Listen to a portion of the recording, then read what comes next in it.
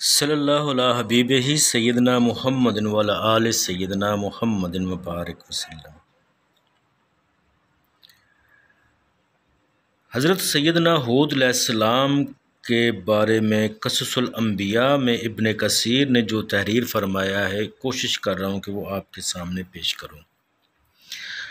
حضرت ہود علیہ السلام کا تعلق عاد بن اوس بن سام بن نوح قبیلہ سے تھا۔ یہ لوگ عرب تھے جو اعقاف میں رہائش پذیر تھے۔ یہ علاقہ ریتلے پہاڑوں کا ہے اور یمن میں عمان اور حضرموت کے درمیان پڑتا ہے۔ یہ سرزمین سمندر سے بہت قریب ہے، جسے لوگ الشہر کہتے ہیں۔ جس وادی میں قوم ہود رہائش پذیر تھی، اس وادی کا نام مغیث بتایا جاتا ہے۔ ان میں سے اکثر لوگ مضبوط اونچے ستونوں والے گھروں میں رہائش پذیر تھے۔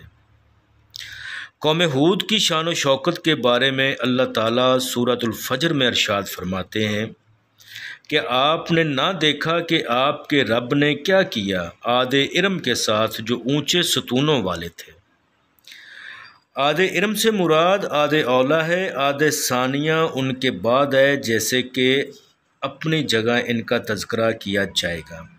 جیسے عاد اولا مراد ہے، جیسا کہ قرآن نے عاد ارم کہا ہے۔ ان کا تعارف کرواتے ہوئے اللہ تعالیٰ نے فرمایا، عاد ارم جو اونچے ستونوں والے تھے، نہیں پیدا کیا گیا جن کا مثل دنیا کے ملکوں میں، یعنی دنیا میں ایسی شان و شوکت کا کوئی اور قبیلہ پیدا ہی نہیں ہوا۔ اور یہ بھی کہا گیا ہے یعنی ان کے مکان اس قدر بلند و بالا تھے، اس قسم کے شاندار محلات پہلے دنیا نے کبھی نہ دیکھے تھے۔ لیکن پہلی توجیہ زیادہ صحیح ہے، جیسا کہ ہم آپ کو بتاتے ہیں۔ جو لوگ کہتے ہیں کہ ارم ایک ایسے شہر کا نام ہے جو زمین پر چلتا پھرتا تھا، کبھی تو یہ شہر شام کے علاقے میں جا بستا، کبھی یمن میں، کبھی حجاز میں اور کبھی کسی اور ملک میں، تو انہوں نے چراگاہ کو بہت وسعت دے دی۔ ان لوگوں نے اپنے مویشیوں کی خاطر اتنے طویل سفر کیسے کیے، حالانکہ گلہ بان قومیں اتنے لمبے سفر نہیں کرتی، اور پھر ان کے پاس ایسی کوئی دلیل بھی نہیں ہے جس کی بنیاد پر ان کے اس نظریے کو درست تسلیم کیا جائے۔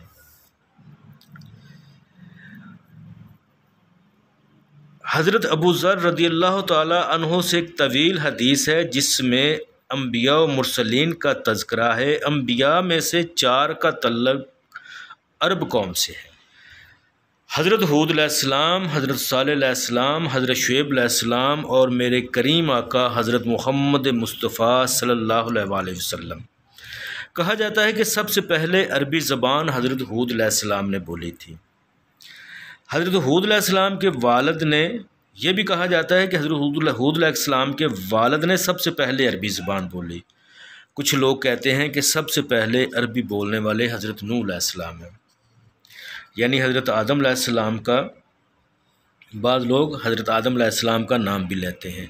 پچھلی دونوں آراء میں کوئی تضاد نہیں اور وہ ایک جیسی ہیں، کیونکہ حضرت آدم علیہ السلام نے اگر عربی بولی ہے تو بیٹا ہونے کے ناطے حضرت نوح علیہ السلام عربی بول سکتے ہیں اور اس کی نسبت کسی بھی طرف کی جا سکتی ہے۔ اس کے علاوہ اور بھی کئی اقوال ہیں، لیکن زیادہ قرین قیاس یہی ہے کہ حضرت آدم علیہ السلام نے سب سے پہلے عربی زبان میں کلام کیا، واللہ اعلم۔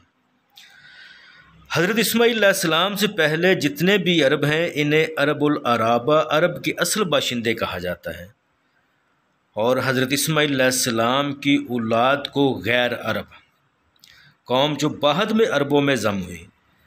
العرب العرابہ میں کئی قبائل کے نام آتے ہیں، مثلاً عاد، سمود، جرہم، تسم، جدلیس، امیم، مدین، املاک، جاسم، بنو یقتن اور ابیل وغیرہ۔ العرب المستربہ کا تعلق حضرت سیدنا اسماعیل علیہ السلام کی اولاد سے۔ حضرت اسماعیل علیہ السلام بن ابراہیم علیہ السلام وہ پہلے شخص ہیں جنہوں نے فصیح و بلیغ عربی کلام کیا۔ انہوں نے یہ زبان قبیلہ جرہم سے سیکھی، جو حرم پاک میں حضرت اسماعیل علیہ السلام کی والدہ اماں ہاجرہ کی اجازت سے رہنے لگے تھے،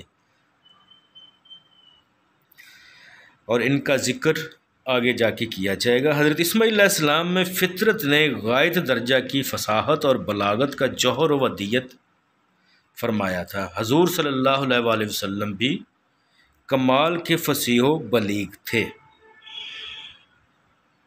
صلی اللہ علیہ حبیبہ سیدنا محمد وعلی آل سیدنا محمد وبارک وسلم۔